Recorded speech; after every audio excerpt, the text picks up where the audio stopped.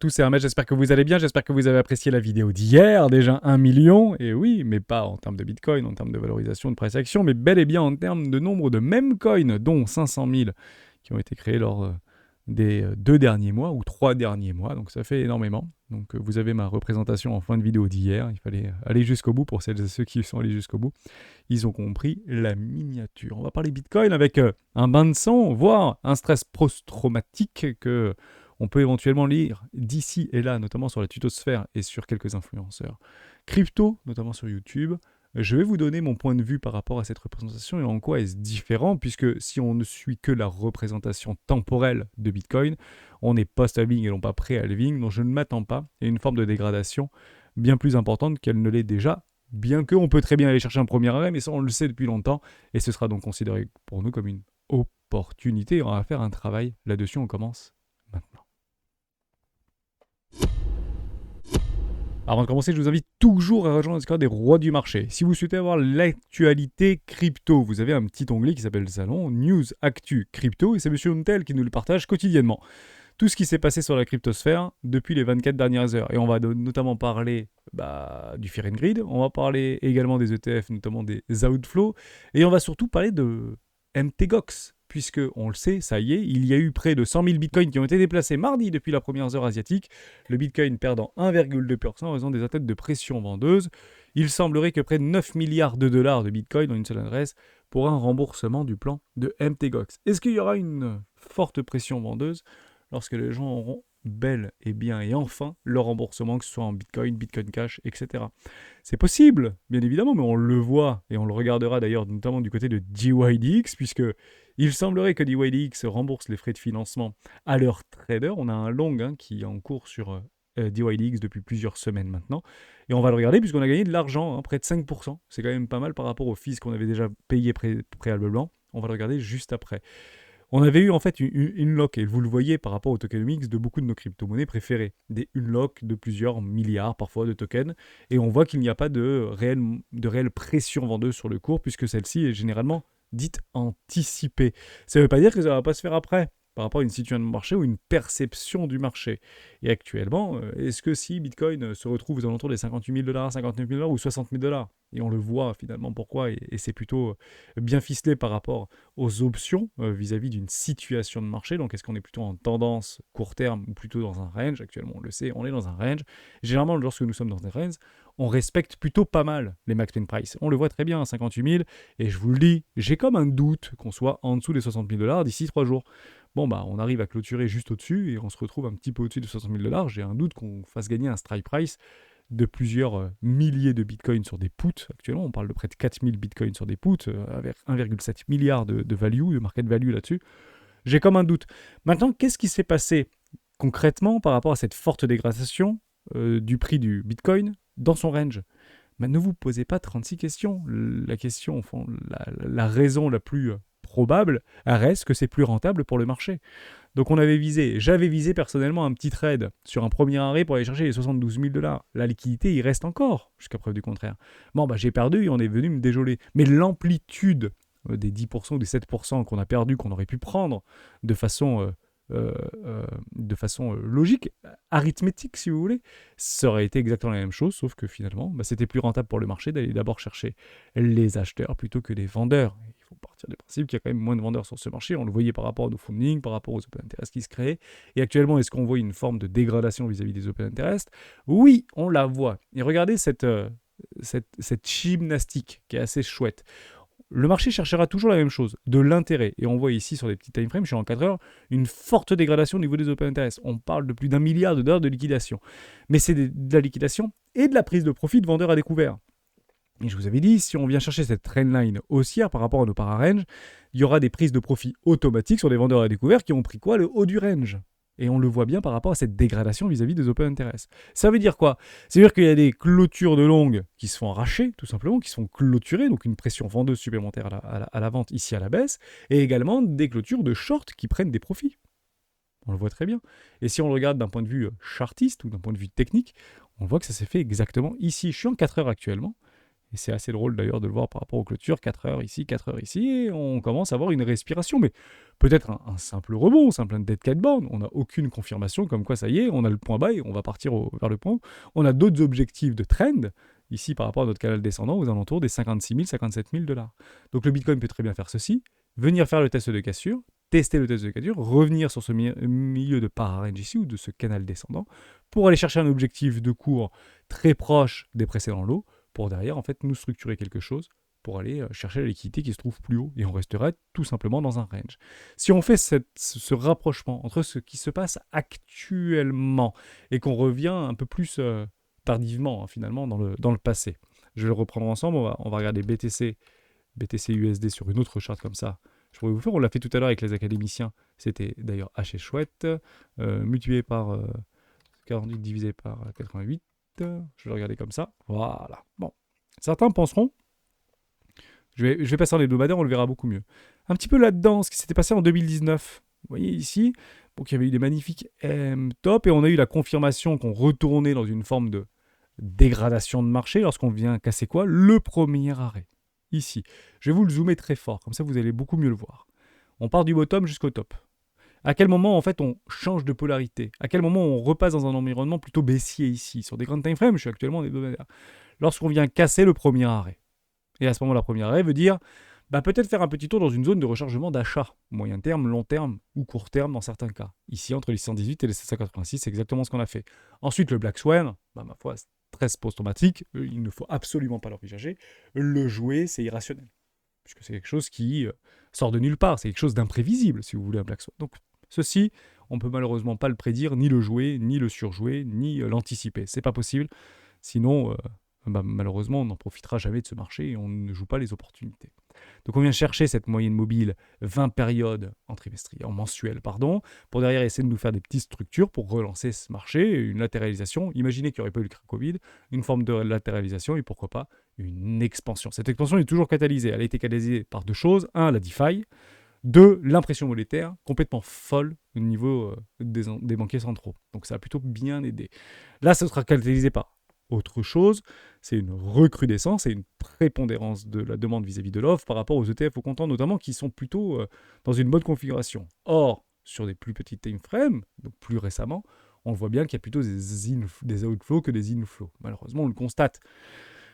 On est toujours dans un range. Lorsque vous avez des sorties de flux, il y a une pression vendeuse immédiate et malheureusement, on le constate encore, 74 millions de dollars qui sortent encore hier des ETF au comptant Bitcoin. Bon, est-ce que malheureusement il faut croiser les doigts pour voir le changement? Non, on va le constater tout simplement. Et vous verrez que si le prix s'apprécie, vous savez, les investisseurs et les traders, quelle que soit leur taille de portefeuille, suivent tout simplement les flux.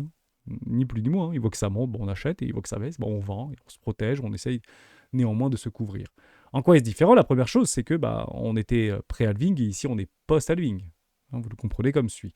Maintenant, si on fait exactement la même réciprocité vis-à-vis de cette situation, et on joue même, si vous voulez, le Black Swan, complètement délirant, mais personnellement, je ne pense pas que ce soit réellement rationnel. Si on prend un petit peu la temporalité de Bitcoin, pour aller chercher en fait ce fameux premier arrêt, c'est vraiment de quasiment copier-coller. Mais on ne se retrouverait pas en dessous du premier arrêt, mais on se retrouverait exactement sur le premier arrêt si je tire mon Fibo. Et là, vous avez une opportunité qui se crée. Juste ici, ce premier arrêt est une opportunité. Ce premier arrêt est une opportunité. Avant de le briser. Après, si on le brise, on aura du temps chez les rois pour pouvoir recharger. Parce qu'on resterait quelques semaines, voire quelques mois en dessous, soit dit en passant. Donc est-ce qu'on peut éventuellement copier-coller, anticiper vis-à-vis d'une perception de marché ou un sentiment de marché, de se dire « Ok, c'est baissier », c'est fou de le penser. Puisqu'actuellement, on n'a aucune confirmation qui explique que nous sommes baissiers. On est juste dans un bad range, tout simplement. Et un range, généralement, se consolide. C'est exactement ce qui ne s'était pas passé ici. C'est exactement ce qui s'était passé ici. Tu es venu quasiment chercher le premier arrêt, une petite structure, et on est tout passé, on a tout brisé par le haut, on est parti exploser du bear, puisque la liquidité se trouvait où? Sous les précédents highs, bien évidemment, comme il se trouve actuellement sous les précédents highs. J'ajoute également, et ça je ne suis pas seul à le dire, c'est plutôt positif d'observer dans ce cas de figure, je vais tout effacer et je le reprends ensemble, qu'on n'est pas parti chercher tous les highs ici. Oui, parce qu'on aurait pu aller chercher un UT, puis potentiellement aller chercher un EPSI, pour voir une distribution, une réaccumulation, UTAD, réintégration, retest, et puis derrière, distribution. En fait, comme on n'est pas parti chercher les highs, On a tout simplement de la liquidité en attente et on finira bien évidemment par aller les chercher. Deuxième chose, si vous souhaitez les schémas de Wyckoff, le marché a besoin de force pour aller chercher des objectifs de prix. Et ces objectifs de prix, vous en avez plusieurs. Donc le premier arrêt, on va pas le remettre ensemble, puis la constellation de moyenne mobile, voire les 0,50, zone de rechargement d'achat. Mais il faut de la force pour pouvoir briser les précédents lots. Et actuellement, il semblerait qu'il n'y ait pas suffisamment de force pour Bitcoin pour aller chercher en fait cette liquidité-là. Je ne dis pas qu'on ne va pas le faire, je dis juste qu'il faudra que ce soit catalysé. Et actuellement, juste le fait de savoir que MTGOX vient de transférer près de 100 000 Bitcoins, je doute que ce soit réellement suffisant. Mais ça peut être éventuellement la cause sine qua non d'avoir une très forte dégradation de marché. Et à ce moment-là, on l'acceptera, ni plus ni moins. Pour l'instant, je suis plutôt en retrait vis-à-vis de ce marché. Je me suis fait péter mon stop. J'ai eu une question dans ce sens-là par rapport à mon petit trade que j'avais juste ici, là. Je vous l'avais dit, hein, on prend le premier arrêt, on tente d'aller le chercher en 4 heures. Ben, je me suis fait stopper. C'était, je crois, le week-end. Enfin, ce week-end, je me suis fait stopper.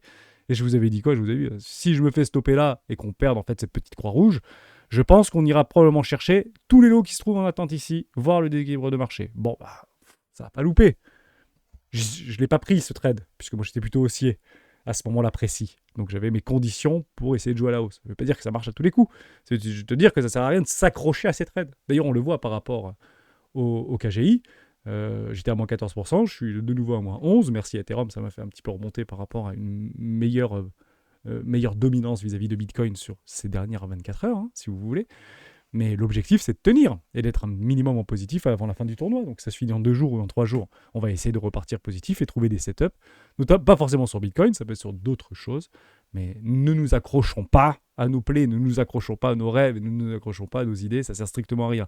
Si vous passez en mode trader, c'est une entrée, take profit ou plusieurs take profit, un stop. Et prenez votre stop et acceptez-le, ce stop-là. C'est très très important. Et c'est clairement l'approche pédagogique qu'on essaye d'amener dans ce type de tournoi, tout simplement. Côté DYDX, comme ça me donne ma petite transition. On s'est fait rembourser de la thune. J'étais à 21 $, je crois, ou 22 $ il y a encore 3 jours en arrière. Je viens de vérifier. On est à moins 19 en termes de PL réalisé. Ça veut dire que le financement est ici négatif. Donc on passe dans un funding négatif. Est-ce qu'on peut le voir autrement? Oui. On le voit du côté de Coinbase. Ici, c'est un site, c'est complètement gratuit. Hein. Donc vous pouvez le voir, tout simplement, qu'on est passé dans des funding négatifs sur pas mal d'échangeurs. Notamment Bybit, notamment OKEx, notamment, non pas BitGet, Coinex, vous avez Vertex, Binix également. Donc quand vous voyez du vert, funding négatif, ça veut dire que vous êtes payé pour apporter de la liquidité en contrepartie vendeuse ici, sur les contrats à terme, notamment des achats. Donc c'est plutôt positif, ça faisait longtemps qu'on n'avait pas vu de vert, on était plutôt dans le rouge depuis quelques temps. D'ailleurs, si je vous le passe sur 30 jours, c'était pas très vert, c'était plutôt rouge en fait, et très rouge notamment du côté de Binance, du côté de OKEx, du côté de DYDX, du côté de Bybit, etc. sur pas mal de nos cryptoactifs préférés. Deux petites choses. La première, ça on l'a vu par rapport à MTGOX. Deuxième petite chose, j'aime beaucoup ce type de fil d'actualité que je vois passer. Quand ça monte, c'est ultra haussier, ça va partir dans to the moon, etc. Et quand vous avez des toutes petites corrections, des petites respirations de marché, finalement, la tokenisation des actifs financiers ne sera pas aussi massive que prévu. Des gros acteurs comme BlackRock, Fidelity ont lancé leurs propres fonds tokenisés en 2024, mais la plupart des institutions financières se montrent beaucoup plus prudentes. On parle d'un marché, par rapport à BlackRock, de 10 000 milliards de dollars. Par rapport à d'autres, 16 000 milliards de dollars. McKinsey nous explique que ce sera plutôt un marché évalué aux alentours des 2 000 milliards de dollars, ce qui est déjà énorme, je vous le dis en toute franchise. Ensuite, d'ici 2030, par rapport à la situation et la perception de marché actuellement sur les cryptoactifs, on serait plus près des 800 milliards, 1000 milliards de dollars, voire si tous les feux étaient ouverts. Quand il parle de tous les feux ouverts, ça veut dire qu'au niveau de la réglementation et du cadre juridique, vous avez un réel cadre autour de la juridiction et de la législation, notamment aux États-Unis par rapport à la tokenisation des actifs, quels qu'ils soient, hein, de tout ce que vous voulez, hein, de tous les actifs tangibles, biens, services, etc. Et il évalue à peu près à 3,8, 4 000 milliards de dollars. C'est à peu près l'idée. Maintenant, je vous le dis en toute franchise. Le marché, lui, ne gardera pas par rapport à une valorisation hypothétique du marché. Lui, il va presser le maximum jusqu'à temps qu'il y ait le dernier acheteur. C'est ça l'objectif. Donc on peut très bien imaginer, dans une rationalité vis-à-vis d'une nouvelle classe d'actifs ou d'un nouvel usage en vue d'une adoption extrêmement massive, ce truc-là pourrait peut-être avoir une valorisation de 30 000 milliards de dollars ou 40 000 milliards de dollars. On le saura à ce moment-là que c'est peut-être un petit peu trop exagéré en forme d'excès, mais on le verra surtout sur le graphique, tout simplement, avant de revenir à une forme de pondération. À ce moment-là, qui aura raison? BlackRock, Fidelity, McKinsey, Consulting Group, peu importe, Roland Berger, on s'en fiche. On le constatera encore une fois. Mais le marché a tendance à essayer de chercher des excès. Voilà. Et pricer le maximum imaginable de quelque chose qui pourrait être une potentialité dans les 5, 10 ou peut-être 20 prochaines années. Exemple en date, l'IA. Tout le monde en profite. Nvidia le premier et Apple dernièrement, jusqu'à preuve du contraire. Côté d'autres cryptoactifs, notamment Ethereum ou TIA, on en a parlé également avec les académiciens, on commence à avoir des zones extrêmement propices. Moi, personnellement, j'attends quoi ? Une forme de latéralisation ou une réintégration d'un range précédent. Le range précédent se trouve ici. Si vous réintégrez ici, c'est boule, vous avez un signal.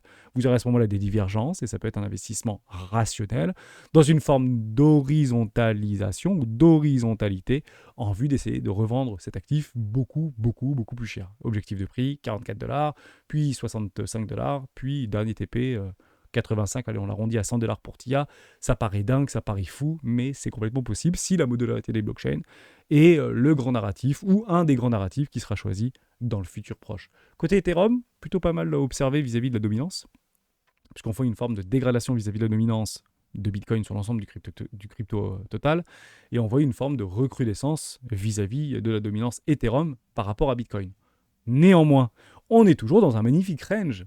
On a fait une déviation, réintégration. Dès lors, si on reprend ce qu'on a vu précédemment vis-à-vis de TIA ou des réintégrations vis-à-vis du Bitcoin ou d'autres cryptoactifs qu'on suit ensemble depuis des semaines, ça, vous avez un bon signal, puisqu'on a bien une déviation d'un range, manipulation, réintégration. Donc on joue quoi ? On joue le blanc ici maintenant. Voilà, on va essayer de jouer le blanc. L'acceptation et l'accélération. Parce que vous avez un signal. Petite brisure de trendline, on finira de toute manière par les briser, sauf si ce truc part à zéro, mais vous avez compris un petit peu l'idée. Donc vous avez un très bon play actuellement sur Ethereum pour pouvoir, pourquoi pas, faire des arbitrages. Bitcoin, Ethereum, mais c'est pas 100%, ça peut être 5%, 10%, 15%, et il semblerait que de plus en plus de gens le jouent actuellement.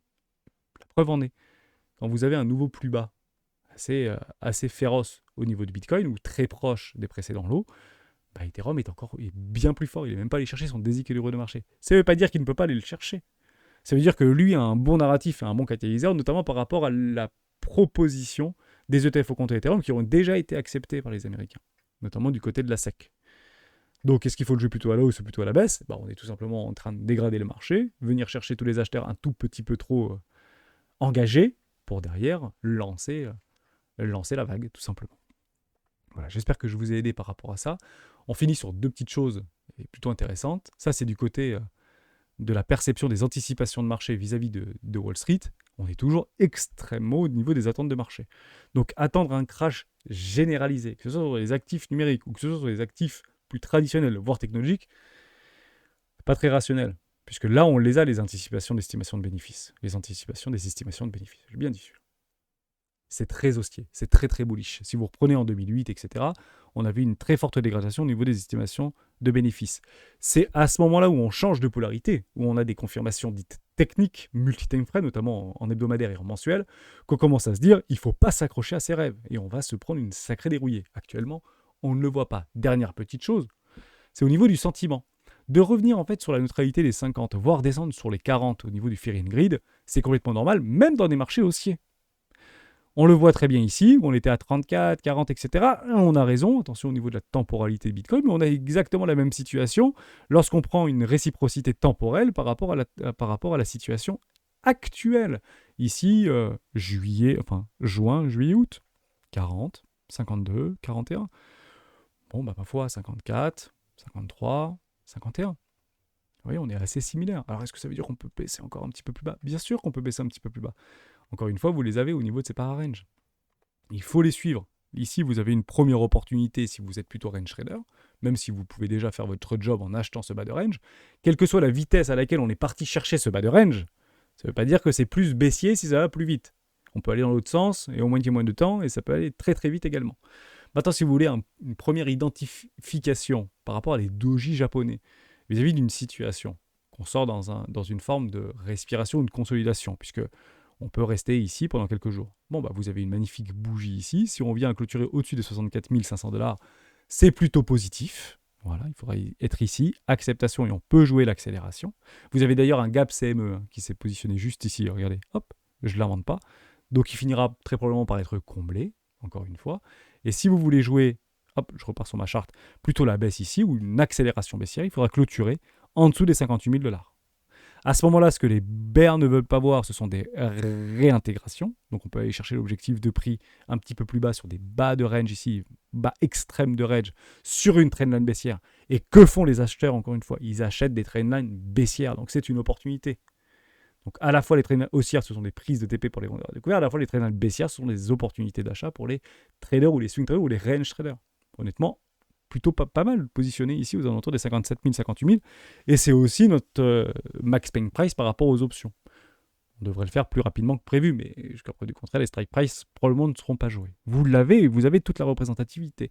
Donc ils ne voudront tout simplement pas voir des réintégrations de la bougie précédente, parce que l'objectif c'est d'aller chercher la bougie au-dessus, et derrière, accélération pour aller chercher tous les highs.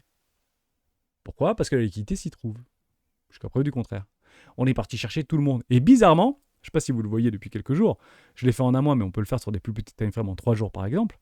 Regardez, vous allez le voir aussi bien que moi.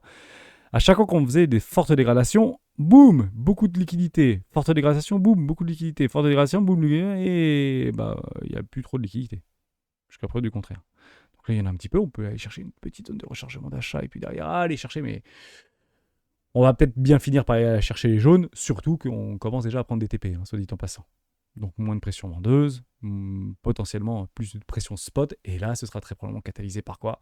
Pas toujours la même chose, les ETF au comptant Bitcoin. Donc si vous voyez du noir, peut-être aujourd'hui, peut-être demain ou peut-être après-demain, peut-être un nouveau trend pour voir des inflows du côté des ETF au comptant, pour aller chercher tout simplement quoi? Le haut du range, en vue d'une résolution. 80% en range, 20% en tendance. Actuellement, est-ce que nous avons des tendances de fond qui sont baissières? Non, rien n'est baissier sur ce marché. Des grandes time frames, je parle. Maintenant, on attendra tout simplement une expansion qui sera concrétisée par quoi? Par une résolution de ce range. C'est mieux et c'est plus tentant d'aller chercher en bas de range pour viser les breakouts de range avec des TP partiels. Mais si vous êtes extrêmement patient, vous pouvez tout simplement attendre le signal. Et le signal, je n'attendrai pas forcément sur Bitcoin. Moi, j'attendrai plutôt personnellement sur les altcoins, sur l'ensemble de mes altcoins préférés. Et vous les avez donc ici, Total Market 3. C'est quelque chose que je vais vous montrer souvent et ça sera, et je m'y engage personnellement. Ici, vous voyez, on continue à maintenir le premier arrêt. En tout cas, on tente de maintenir le premier arrêt. On a cette magnifique bougie par rapport à l'hebdomadaire précédente. On vient chercher un petit peu racler la liquidité, on réintègre. Il faudra dans un premier temps casser les 640 milliards de dollars de capitalisation sur le crypto total 3, puis aller chercher la liquidité qui se trouve au-dessus des 720, puis aller chercher cette trendline baissière qui sont aussi des prises ETP pour des acheteurs ici. Trendline haussière, vendeur à découvert. Trendline baissière, plutôt des prises de profit pour les acheteurs. Le breakout, acceptation et accélération. Si vous avez ça en hebdomadaire, voire en mensuel, vous avez votre all season. Et ça peut prendre des semaines, voire des mois avant d'arriver. Très important. Donc est-ce que c'est le moment de faire les soldes ou d'aller faire de la chasse à toutes nos cryptoactifs préférés? Pas nécessairement. Attendez une forme de consolidation. En revanche, si vous aviez déjà prévu d'acheter des altcoins, notamment, on en a parlé tout à l'heure, EGLD. Je trouvais ça super sympa. On n'en parle plus de GLD, tout le monde s'en fout de ce truc-là. Achar a fait une vidéo d'ailleurs sur EGLD, je vous invite à aller la voir, je ne l'ai pas vue. Probablement qu'elle est très très sympa. Je ne vais pas prendre celui-ci, je vais prendre celui où j'ai mes plays dessus. Bon, formidable. Donc j'ai mes investissements 2, investissement 3. Hermès, il a pris BTT vachement. Oui, mais je ne connais malheureusement pas l'avenir. Et on joue un super cycle à l'époque pour celles et ceux qui nous rejoignent. On était plutôt dans le super cycle ultra bullish avec des leverages complètement délirants. Et aujourd'hui, on a des leverages quasiment équivalents, voire supérieurs. Et on est plutôt dans un environnement ou un sentiment plutôt baissier. C'est ce que le marché cherche à faire, encore une fois. Bon, si vous avez des pending exécutions sur ce niveau de valorisation, let's go! Vous êtes actuellement dans un range. On a déjà eu la déviation du range d'ailleurs. On est en train de faire le test de cassure par rapport à un roi de pique. Si vous jouez des rois de pique au sein des ranges, c'est plutôt le roi de pique ici. Donc généralement, c'est dans des résolutions et des breakouts. Donc les rois de pique, c'est plutôt celui-ci. Ce serait plutôt ça en fait, le roi de pique. Mais on peut l'imaginer également sur un test d'une structure en W, ici journalière, voire hebdomadaire. Si vous avez des plays par rapport à dollar cost average, on parle de GLD, mais on peut parler de ce que vous voulez. Ça se joue bien évidemment. Certains, et les plus patients, attendront quoi? La résolution, la sortie du range par le haut, et les professionnels se positionneront toujours ici. La boîte rouge, la boîte jaune, pour aller jouer la boîte verte. Maximiser le potentiel de rendement en un minimum de temps. Ça, ce sont des pros. C'est pour ça que le momentum est extrêmement fort dans des résolutions ou dans des alt seasons. Puisqu'ils savent très bien qu'ils vont monopoliser un capital conséquent, mais un minimum de temps. L'envoyer le plus haut possible pour prendre des profits et distribuer beaucoup plus haut. Et quand je dis beaucoup plus haut, c'est beaucoup plus haut. Si vous avez néanmoins des peines d'exécution, comme je l'ai personnellement, plus bas, eh ben vous l'attendez plus bas. Et actuellement, moi j'attends même sur le GLD une déviation de près de 77%, 75%. Peut-être que je ne l'aurai jamais, mais je suis déjà positionné. Voilà. Je suis mon plan et je prendrai mes profits lorsqu'ils se présenteront. Et pour EGLD, c'est 130$ actuellement. Et c'est complètement faisable de le faire, parce que zone de rechargement d'achat sur la capitalisation totale, on l'est largement. Ah non, c'est même pas ça d'ailleurs. Ça ferait, oui, ça ferait 340%, et on serait sur du 500% pour retrouver une zone de rechargement sur la capitalisation. Et ça, vous l'avez du côté de CoinMarketCap. J'espère que je vous ai aidé dans cette vidéo. J'espère que je ne vous ai pas décontenancé, mais gardez en fait au niveau de votre mindset le plus longtemps possible et attendez bien des invalidations. N'anticipez jamais des invalidations. La dernière fois que j'ai vu, alors je ne le vois pas actuellement, pour être tout à fait honnête avec vous, c'est pour ça qu'on n'est pas forcément en train de jouer les bottoms là. On peut encore une fois se dégrader. Mais la dernière fois où j'ai perçu une forme de vendre la peau de l'ours avant de l'avoir tué, c'était exactement ici. Voilà, ici. Donc oui, qu'on fait une forte dégradation, une grande dégradation, et puis derrière, allez, c'est bon, c'est terminé, c'est perdu, on repart en bear market, c'est la fin du monde. On vient chercher une petite poche de liquidité, donc attention à vos stops, et derrière, hop, on retourne le marché. Et on a bien le pullback, ici. On casse, professionnel, avec un falling wedge ici, magnifique, pullback. Derrière, ratio de 1 pour 1, on fait le test de cassure, et on fait l'expansion AB égale CD. Franchement, pour les swings, c'était du pain béni, ça. Et croyez-le ou non, on était extrêmement baissier.